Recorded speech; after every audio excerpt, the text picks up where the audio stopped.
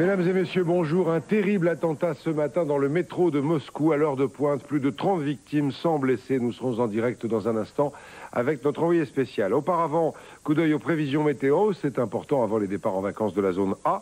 Il y aura de la pluie cet après-midi dans le nord-ouest de la Bretagne à la Belgique. Toujours beaucoup de nuages sur les côtes méditerranéennes.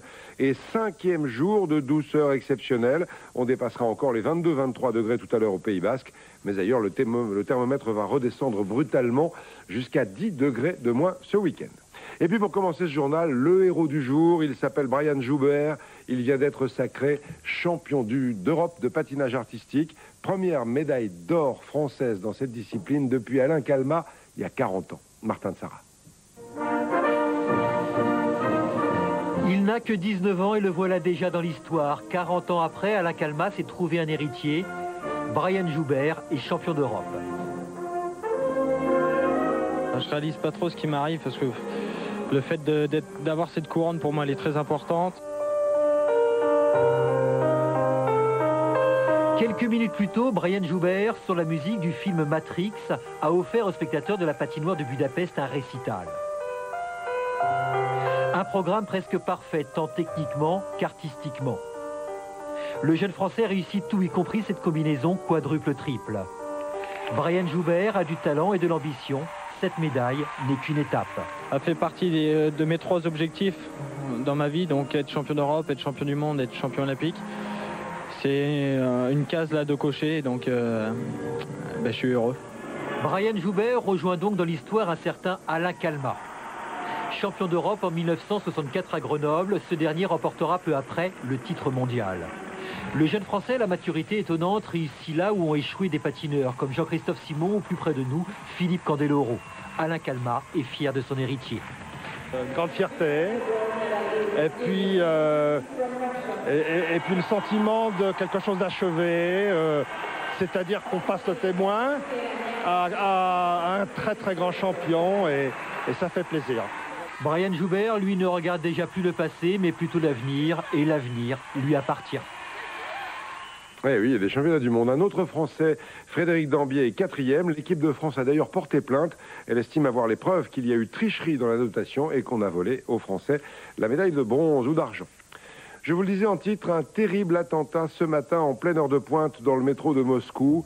Plus de 30 morts, peut-être 50, on ne connaît pas encore le bilan exact. Il y a une centaine de blessés. La police pense qu'un kamikaze a fait exploser sa bombe dans la foule au milieu d'une rame de métro. Sur place, Denis Brunetti et Xavier Luizet. L'explosion s'est produite à 8h32, à l'heure où les moscovites vont au travail. Le métro était plein, la rame était entre 2 stations. Et des blessés, des rescapés ont dû marcher dans le tunnel pour sortir avant que les secouristes et des dizaines d'ambulances ne viennent pour évacuer les corps, les blessés et des passagers très choqués. Je suis sonné, complètement sonné. Oui, il y a eu une explosion forte, il y a eu d'un coup beaucoup de fumée. L'explosion s'est passée dans le 2e wagon. Le conducteur a dit qu'il y avait des morceaux de chair. Nous, on attendait que les portes s'ouvrent. Toute la matinée, les secouristes ont encore dû désincarcérer des corps, ramasser des membres humains, au point que les services médicaux hésitaient à fixer un nombre de victimes, parlant de 30, puis de 40 ou de 50 morts et de 70 blessés. C'est le plus grave attentat que Moscou ait connu dans son métro. Un policier nous parlera de plusieurs kilos d'explosifs sans doute. Dans ce quartier populaire, un périmètre contient des badauds, mais aussi des parents inquiets, sans nouvelles de leurs proches. J'ai 3 personnes de ma famille qui ne sont pas arrivées au travail. Je cherche mon fils, personne ne sait où il est. Une caméra de surveillance aurait filmé un homme de 30-35 ans, de type caucasien dit-on, avec un gros colis. Les médias parlent aussi de 3 suspects, encore de type caucasien. Autant dire que déjà Moscou soupçonne la piste tchétchène. Et le dernier attentat tchétchène avait été commis au mois de juin. Il y avait eu 6 morts devant le Kremlin. Ce matin, Vladimir Poutine appelle à l'union internationale contre le terrorisme, la peste du 21e siècle, a-t-il dit.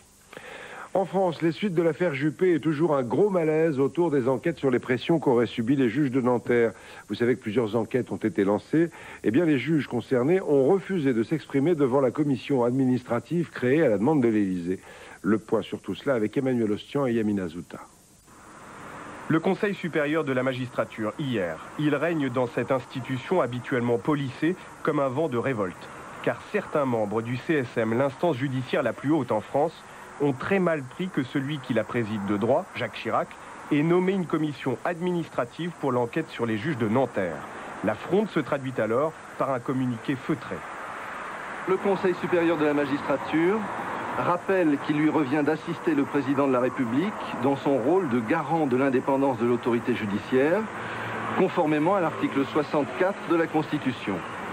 Le Conseil supérieur de la magistrature regrette de ne pas avoir été consulté avant la création d'une commission administrative chargée d'enquêter sur des faits qui font l'objet d'une information judiciaire. Cette commission administrative voulue par l'Élysée est composée du vice-président du Conseil d'État et des présidents de la Cour des comptes et de la Cour de cassation. Jugée politique par les magistrats, elle essuie-là son premier camouflet, suivi d'un second ce matin. Les 3 juges de Nanterre refusent en bloc de s'exprimer devant la commission et réservent leur témoignage aux enquêteurs et à la juge d'instruction. Le message du monde judiciaire est clair, la justice est indépendante et elle compte régler ses affaires sans intervention politique. L'Élysée devra annoncer le maintien ou non d'une commission qui n'a plus les moyens de travailler. Mais l'enquête de la brigade criminelle, elle, continue. Dans un sondage CSA publié par Le Parisien, 49% des Français affirment qu'ils tiendront compte des affaires politico-financières au moment de voter pour les régionales au mois de mars. Et 47% contre 46% approuvent la décision d'Alain Juppé de rester dans la vie politique. Ils sont 80% à l'approuver à droite. Plusieurs cérémonies en hommage à la mémoire du préfet Claude Érignac ce matin. C'est la date anniversaire de son assassinat le 6 février 1998 à Ajaccio. Et vous l'avez vu, le ministre de l'Intérieur a inauguré tout à l'heure une place Claude Érignac dans le 16e arrondissement de Paris, en l'honneur du préfet disparu. Vous avez vu Nicolas Sarkozy aux côtés du maire de Paris. Encore une école saccagée dans le quartier de la Paillade à Montpellier. C'est le 4e incident de ce genre en moins de 10 jours dans le même quartier. Parents et enseignants avaient manifesté lundi leur inquiétude face à cela. Nouveau saccage aujourd'hui. Personne ne comprend pourquoi un tel acharnement. À Montpellier, Jean-François Garcia et Jean Delguidis. Cette fois-ci, le ou les vandales s'introduisent dans l'établissement en fracturant une porte, entrent dans le bureau de la directrice, prennent la clé de la salle informatique et là, saccagent tout. Heureusement, quand les enseignants découvrent l'ampleur des dégâts, les enfants sont encore à l'extérieur, mais tous ont eu peur car c'est la 2e fois que l'école est attaquée. Nous sommes très choqués. Ça devient une triste habitude. Nous avons accueilli les enfants sur le parvis, puisque nous ne voulions pas qu'ils voient le désastre. Et nous avons expliqué aux parents que l'école avait été de nouveau vandalisée, qu'on ne pouvait pas accueillir. Des élèves de primaire et de maternelle qu'il faudra donc une fois de plus rassurer, puisque les 4 écoles qui se trouvent ici ont toutes été vandalisées en 10 jours. Alors, provocation, acharnement ? De l'acharnement, je ne sais pas. De la provocation, certainement. J'en suis pas encore un sentiment de peur, de colère, oui, parce que quand même, bon, on ne peut pas arrêter ce genre de choses. Ça recommence, donc on se demande jusqu'où ça va aller. En attendant, une enquête a été ouverte. Les cours devraient reprendre normalement après les vacances. Plusieurs centaines de personnes ont manifesté ce matin à Marseille, une marche silencieuse autour des familles et des amis des 3 jeunes qui se sont tués dans un terrible accident de voiture la semaine dernière. Vous avez vu le slogan « Arrêtez le massacre ». Le véhicule qui roulait extrêmement vite et à contresens avait percuté un arbre. On avait vu les images ce week-end. À propos de sécurité routière, prudence ce week-end sur les routes avec les premiers départs pour les vacances d'hiver. Comme d'habitude, les forces de l'ordre sont mobilisées pour que ça se passe bien. Mais cette année, il y aura encore davantage de contrôles et davantage de radars. En Savoie, Serge Collonge et Michael Clément. Le flash crépite. Cette voiture de gendarmerie est équipée du nouveau dispositif appelé SVR, Station Vidéo Radar. Tout le long de la journée, elle va se déplacer comme demain. À l'intérieur, toutes les photos des contrevenants sont enregistrées. C'est un système de double flash. Voilà, le premier, comme on voit ici, qui prend bien l'intérieur du véhicule. Et un deuxième qui prend uniquement la plaque d'immatriculation. Donc il nous accentue la plaque d'immatriculation. Le dispositif est en place sur cette nationale. La vitesse est limitée à 50 km/h. L'axe est considéré dangereux. En 45 minutes, plus de 500 voitures sont passées. 54 excès de vitesse ont été constatés. Le but justement de ces contrôles, c'est pas non plus de faire des PV à outrance. Hein. On n'est pas là non plus pour verbaliser à outrance les automobilistes. Le but, c'est de faire baisser les accidents et surtout que les gens changent de comportement. Des radars traditionnels vont demain renforcer ce dispositif, sans oublier bien sûr les 3 radars fixes installés dans les tunnels depuis novembre en Savoie. Sur une période d'utilisation de 40 jours, sur l'autoroute A43, ont été relevées 1530 infractions pour dépassement de la vitesse. Je trouve bizarre quand même qu'avec la signalisation, la présignalisation qui indique où sont placées ces cabines radars, qu'on relève encore autant de dépassement de la vitesse. Il y a vraiment des automobilistes qui ne font pas attention. Plus de 30 000 véhicules sont attendus samedi sur les routes alpines. Les départs devraient commencer très tôt. 66 gendarmes aidés par un hélicoptère surveilleront ces premiers grands départs de l'année dans ce département de la Savoie. Vous avez entendu, quand vous êtes sur la route, regardez surtout et d'abord le compteur. Mais n'oubliez pas la route quand même, ça pourrait être dangereux. Ce sont les enfants de la zone A qui partent en vacances, l'occasion de rappeler qui ils sont. Vous voyez, les enfants de Bretagne, de Lorraine, de la région Midi-Pyrénées, du Languedoc-Roussillon, d'une partie de l'Auvergne, d'une partie de la Normandie et de la région Rhône-Alpes. On parlait de contrôle, et bien à propos de ça, 2 hommes qui transportaient dans leur voiture 800 000 € de faux billets ont été interpellés par les douaniers de Chambéry en Savoie. Et dans le véhicule, il y avait aussi de la drogue. Des ramasseurs de coques surpris par la marée dans le nord-ouest de l'Angleterre. Le bilan est terrible. 18 d'entre eux sont morts. Il s'agissait de travailleurs étrangers. Gilles Boulot. Il est l'un des rares survivants. Ils étaient une trentaine, tous chinois, clandestins, embauchés à la journée pour ramasser des coquillages sur l'une des côtes les plus dangereuses de Grande-Bretagne. La région est connue pour ses sables mouvants et ses marées fulgurantes, comparables à celles du Mont-Saint-Michel. Les ramasseurs de coques se sont aventurés à 3 km des côtes, à pied.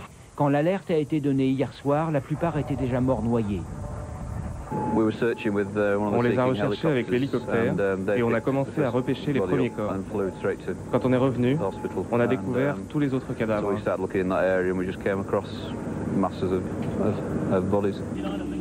Il y a 2 semaines, une tragédie similaire avait été évitée de justesse. Une trentaine de ramasseurs avaient été piégés par la marée. L'intervention in extremis des hélicoptères de la Royal Air Force avait permis de les sauver.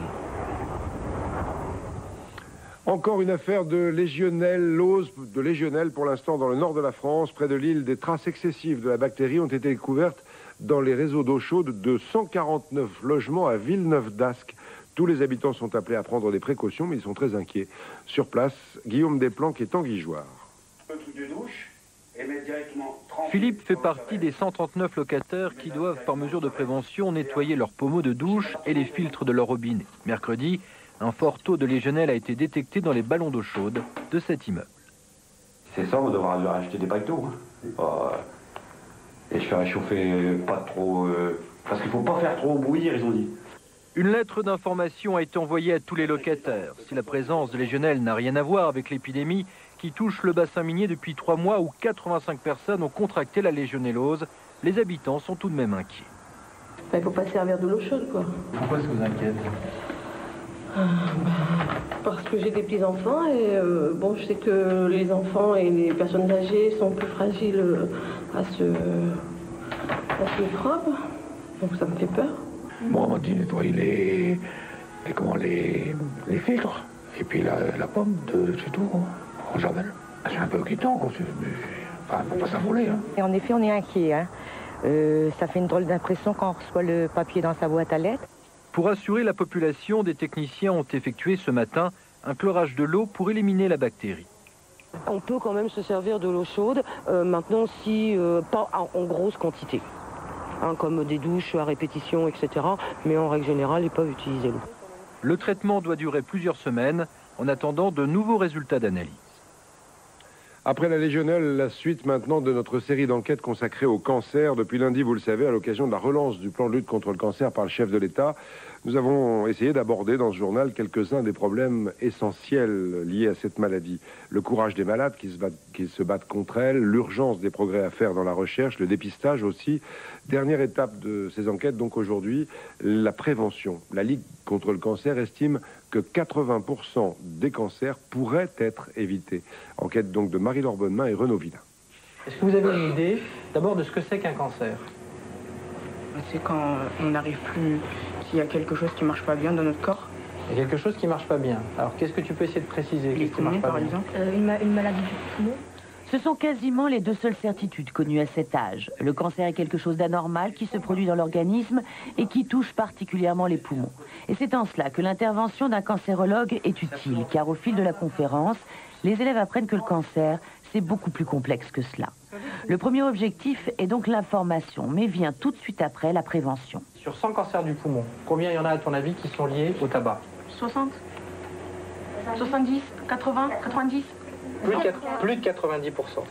Et à un âge connu pour être celui de la première cigarette, le message a toute son importance. Je crois que leur dire « ne fumez pas, c'est mal de fumer », ce n'est pas une formule très efficace. En revanche, leur dire « voilà ce que c'est qu'un cancer qui va être déclenché par votre usage du tabac », alors maintenant c'est à vous de choisir. Je sais quand même que je vais un jour toucher à une cigarette, à mon avis, ou à l'alcool, parce que, bon, comme toute personne, on a envie d'essayer des choses. Mais en même temps, maintenant, je sais dans ma tête que je pourrais quand même attraper un cancer et que dans ce cas-là, il faut que je fasse attention.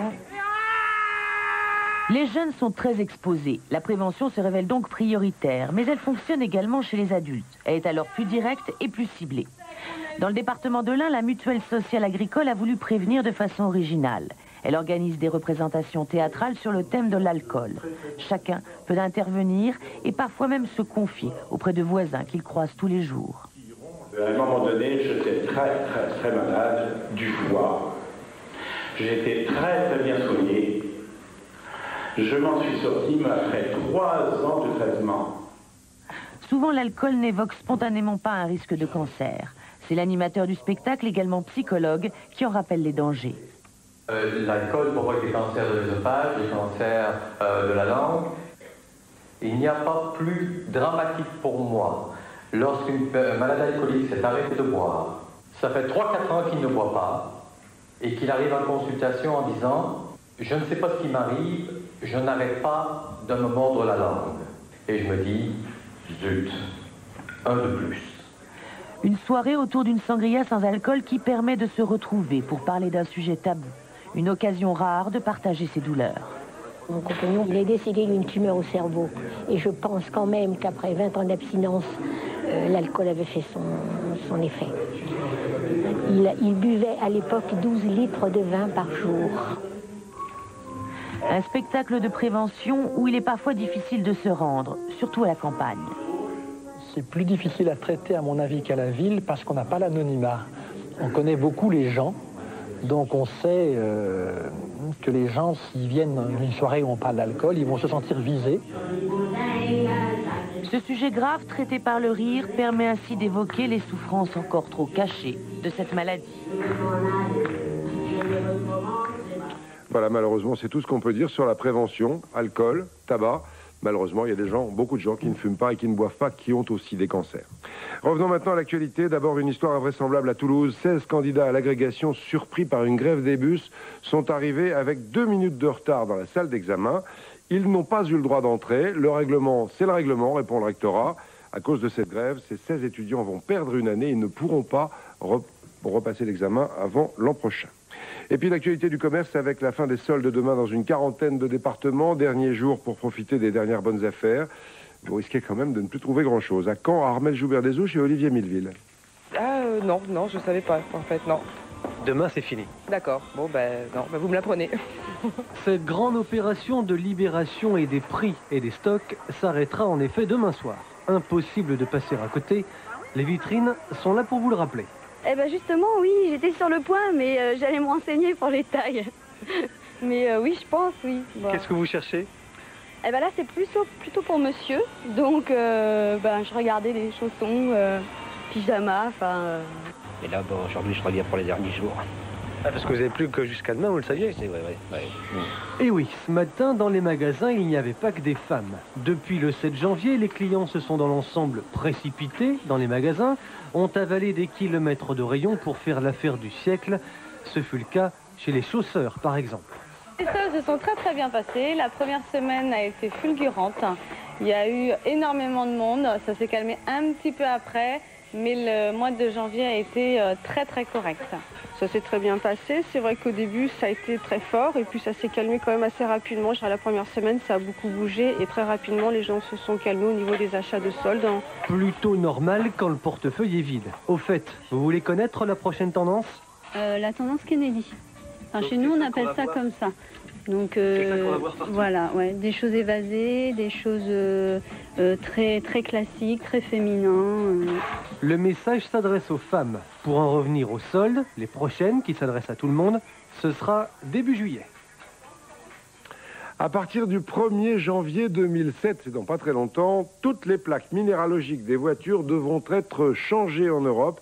Elles devront toutes ressembler à celles que j'ai dans la main, des chiffres, des lettres, des chiffres, de nouvelles plaques dont ne veulent pas les collectionneurs de voitures anciennes. Ils ont été entendus et pourront garder, s'ils le veulent, les plaques d'origine. Reportage d'Yver Vallée et Serge Billard. Dans le garage de Jean-Louis Poussard sont alignés 4 Citroën. Une DS, une 2 chevaux, une traction 11 chevaux et une 15 dont le moteur vient tout juste d'être refait. Pour se passionner de voitures anciennes, comme pour les 150 000 autres collectionneurs français, chaque détail compte. Rien ne doit troubler l'harmonie d'origine. Les plaques minéralogiques font partie de l'historique de chaque modèle et ne peuvent donc évoluer au fil des règlements successifs.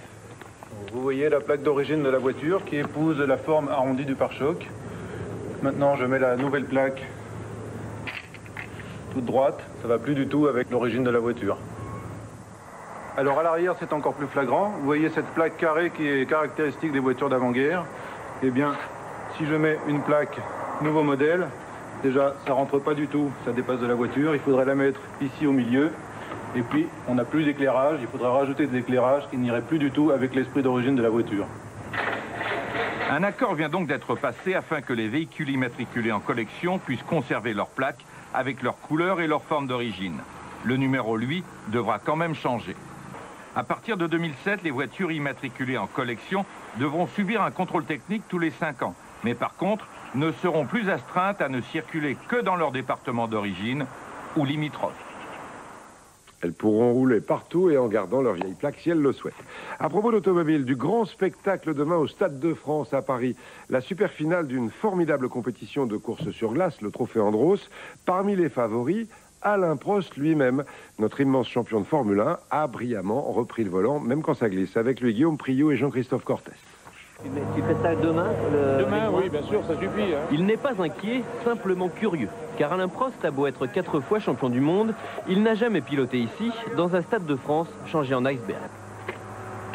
700 tonnes de glace, 20 000 blocs sont posés depuis hier pour fabriquer cet étrange terrain de jeu, entre la patinoire et le circuit auto. Alain Prost en est maintenant un des meilleurs spécialistes, 2 ans après avoir quitté la Formule 1.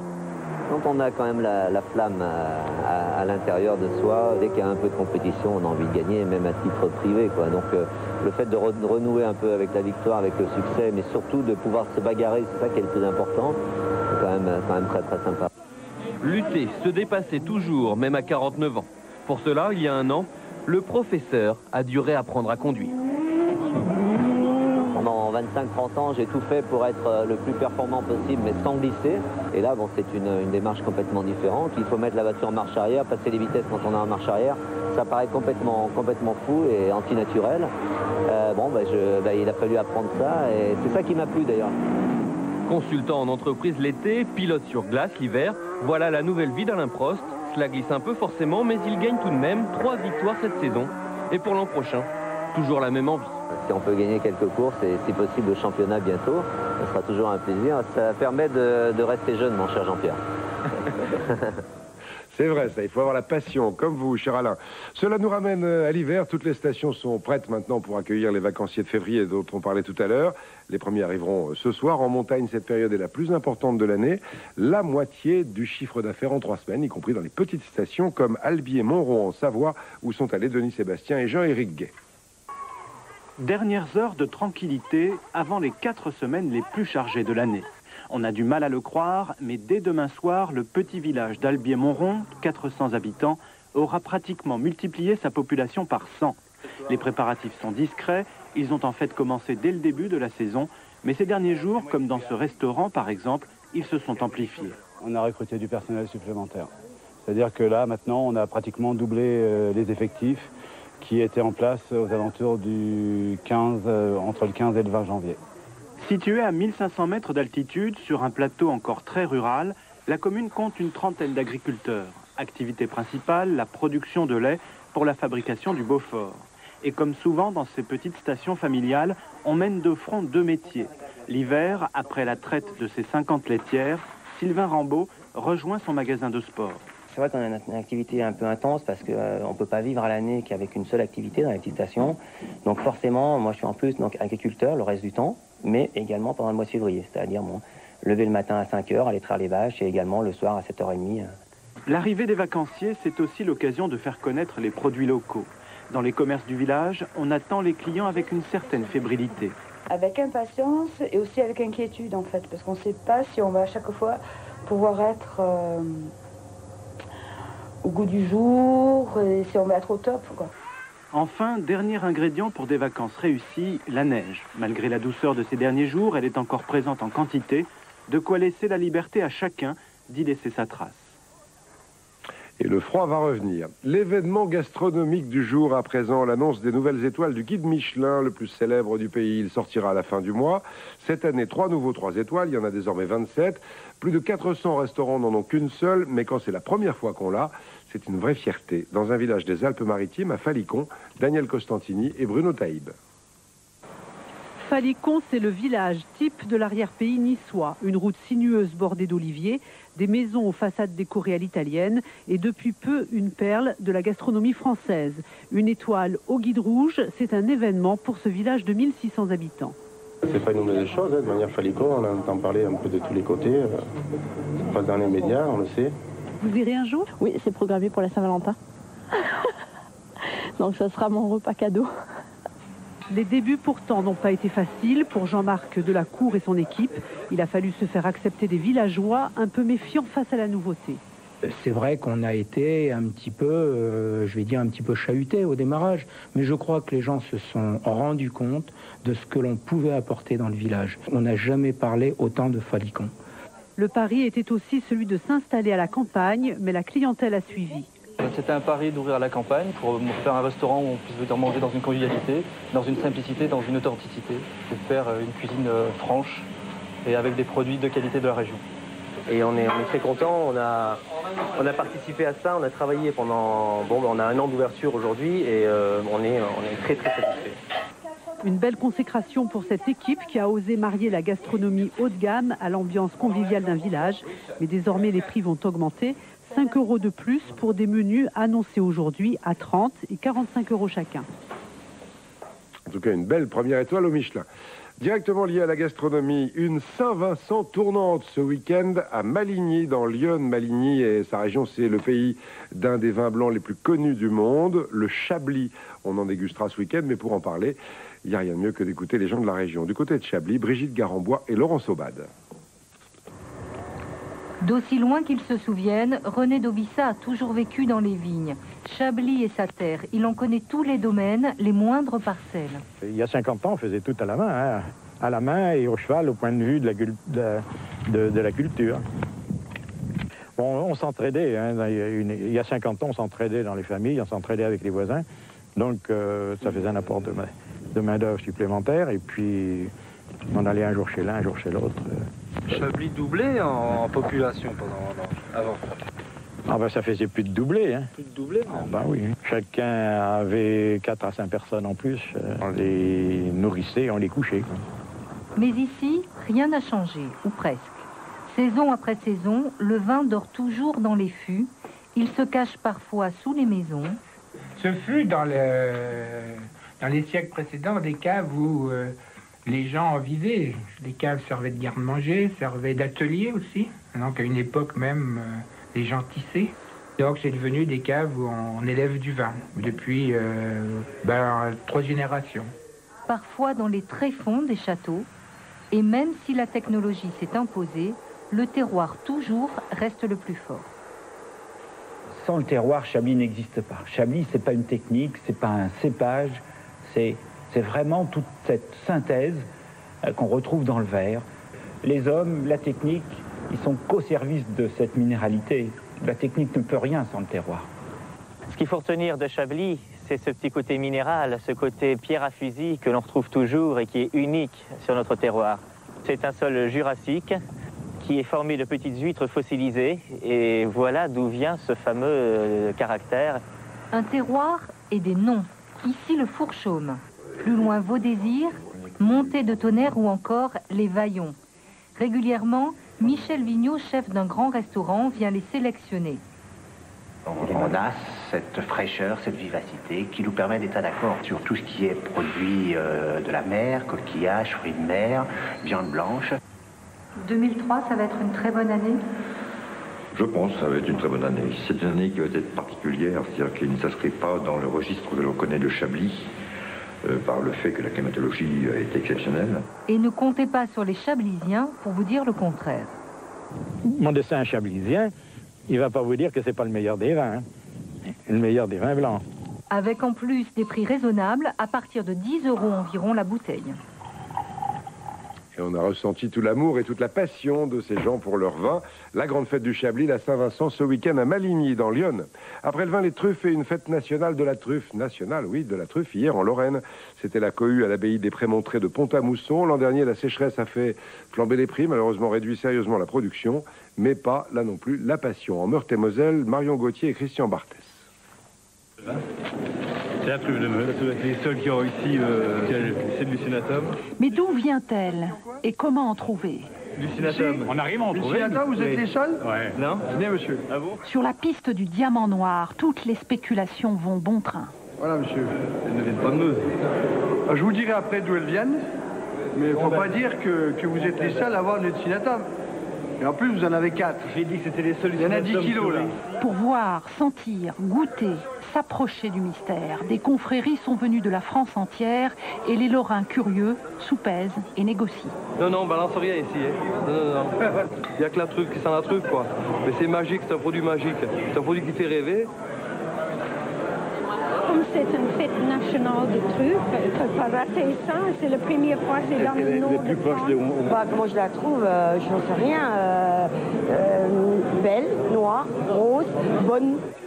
1 500 € le kilo pour la truffe noire du Périgord. Un prix fantasmé, un peu revu à la baisse. Même s'il est vrai que cette année, avec la sécheresse, le champignon magique s'est fait désirer. Pour vous dire, d'habitude, où on en trouvait par exemple en 2 heures 1,5 kg, cette année on revenait avec 50 grammes. Tous les produits simples, bons, un terroir, c'est pas facile à cuisiner. Ça suffit à soi-même, donc il n'y a pas de problème. Simple et de luxe, plus que jamais la truffe est la touche de noblesse de la gastronomie française. La noblesse, c'est d'abord son authenticité, sa rareté, et puis la passion que ça suscite. Non, je m'enthousiasme bêtement, sûrement. Autre ambiance maintenant, on va aller dans les Côtes d'Armor, en Bretagne, dans beaucoup de villages. Le vendredi soir, il y a des tournois de fléchettes. L'ambiance, vous allez voir, est très conviviale aussi, même si le championnat et la Coupe de France de fléchettes sont très sérieux. À Tonquédec, Charles Moy et Pascal Cosset. Un vendredi soir, quelque part dans un village des Côtes d'Armor, des ombres dans la nuit se dirigent vers le Triskel, le bar du village. 4 filles qui vont disputer le 3e tour de la Coupe de France de fléchettes. Leur adversaire, l'équipe masculine de Perros-Guirec, trop forte. Joli. Ah non. Très bien.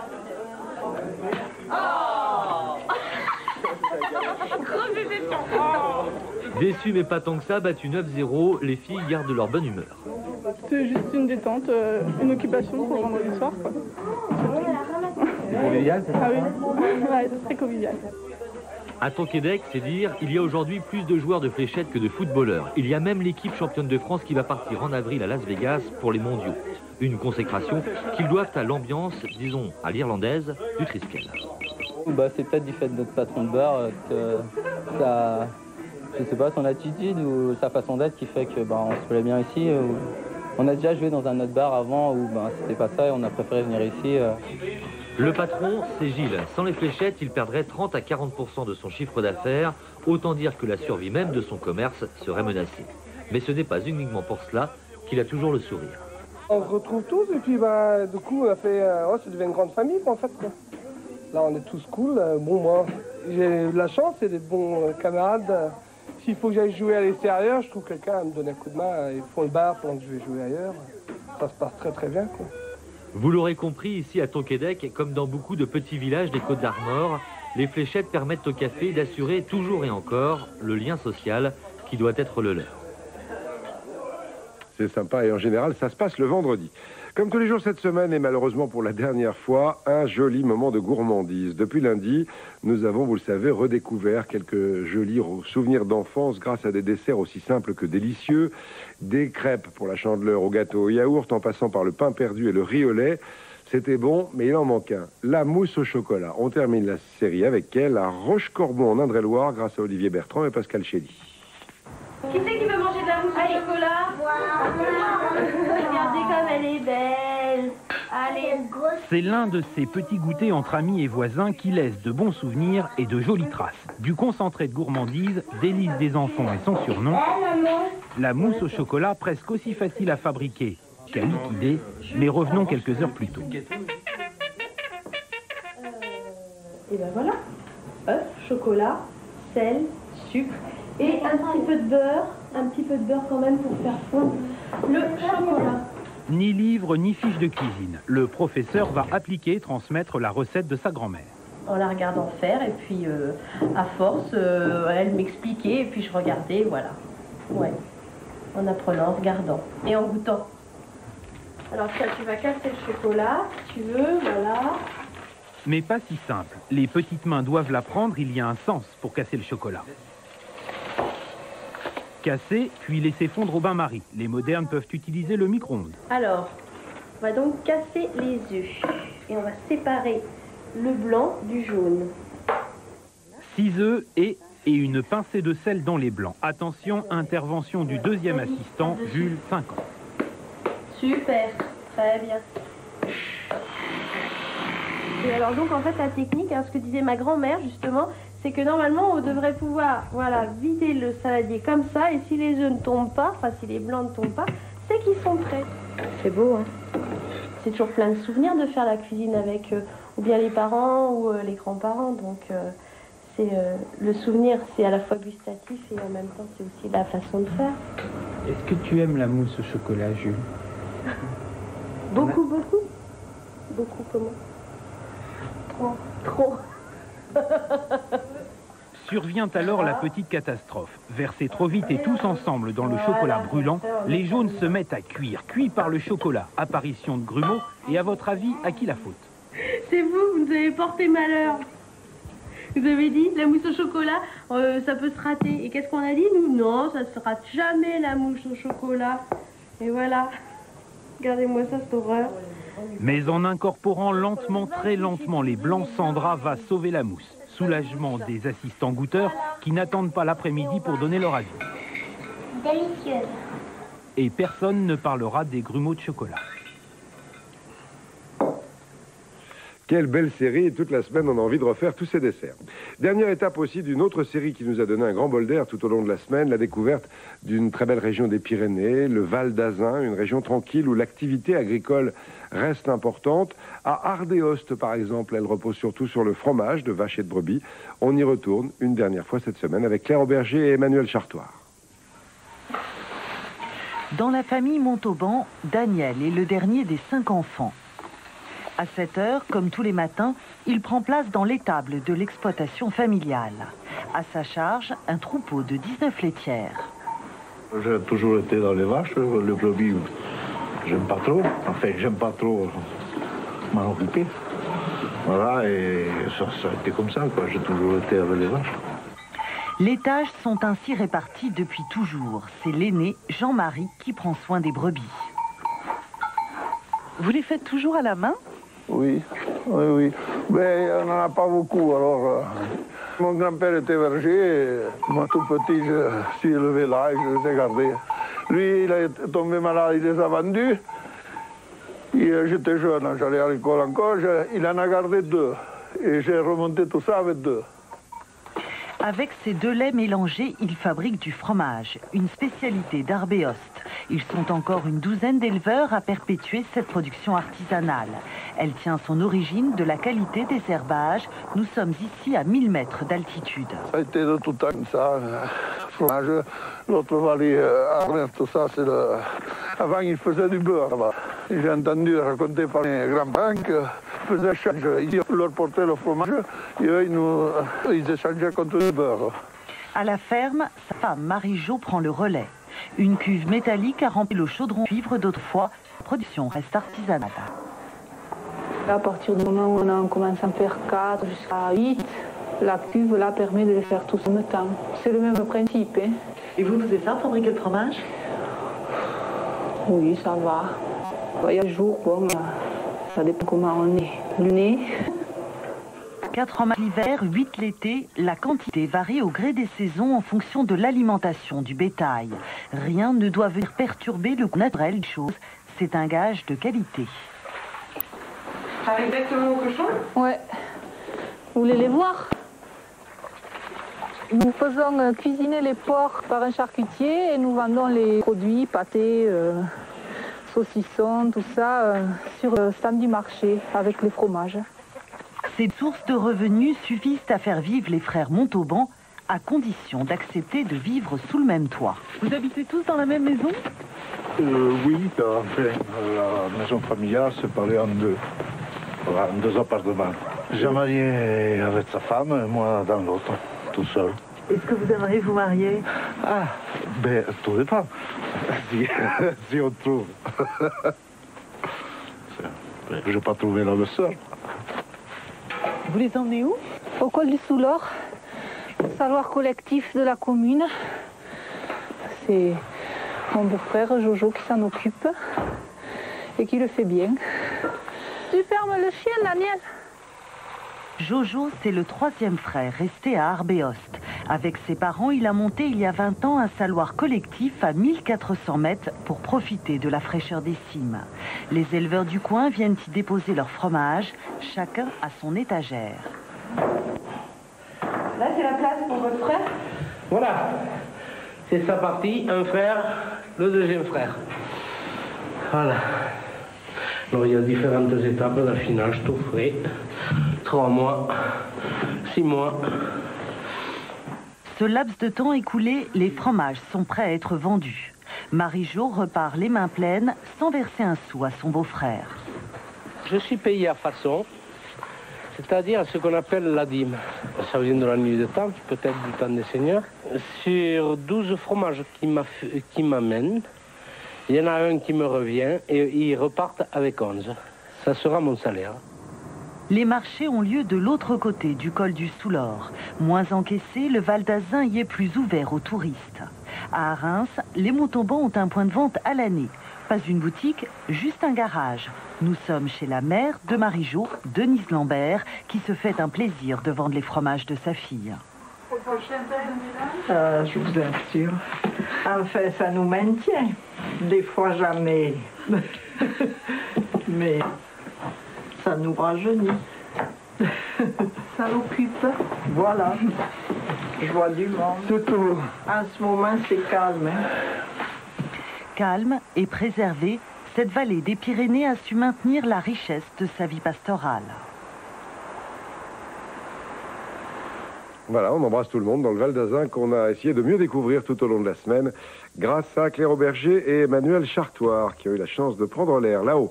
La bourse, avant de vous quitter, plus 0,47%, ça continue à monter. Puis je vous rappelle la principale information de cette matinée, un attentat dans le métro de Moscou à l'heure de pointe, dernier bilan 39 victimes. Et encore une autre information à l'instant, Gerhard Schröder en Allemagne, le chancelier allemand, a décidé de quitter, de démissionner de la présidence du Parti social-démocrate, le SPD qu'il présidait. Il va démissionner pour ne pas cumuler les 2 fonctions et puis aussi parce qu'à l'intérieur du SPD, il y avait des critiques contre la politique du gouvernement qu'il dirige. Dans un instant, la météo de Catherine Laborde, les températures vont descendre. À 20h, Claire Chazal. Bon après-midi, bon week-end, bonnes vacances si vous partez. À lundi. L'info continue sur ts1.fr et par téléphone au 32 80. Ce soir, à 20h50, 5 femmes font une surprise à leurs compagnons en leur demandant « Veux-tu m'épouser ?» À 23h20, toute l'équipe de Sans Aucun Doute se mobilise pour défendre vos droits.